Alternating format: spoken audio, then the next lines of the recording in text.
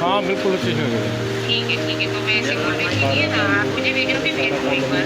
ठीक है भेज दूँगा। एवढं पण बिझी नाही व्हायचंय की वडिलांच्या अंत्यविधीला सुद्धा जायला वेळ भेटत नाहीये. मुंबईचे कापड व्यापारी शिवचरण गुप्ता यांचा एका आश्रमामध्ये मृत्यू झाला. वडिलांच्या मृत्यूची बातमी आश्रमातील लोकांनी त्यांच्या मुलीपर्यंत पोहोचवली होती, पण आम्ही फार लांब राहतो, आम्हाला यायला वेळ नाही भेटणार हे कारण सांगून त्यांनी अंत्यविधी व्हिडिओ कॉलवरतीच उरकला होता. आणि जेव्हा अस्थि विसर्जनासाठी आश्रमातील लोकांनी सांगितलं की 20 तारखेच्या आधी यावं लागेल, तेव्हा त्या मुलींचं हे उत्तर होतं की आमचे वडीलच नाही तर आता आम्ही येऊन काय करू.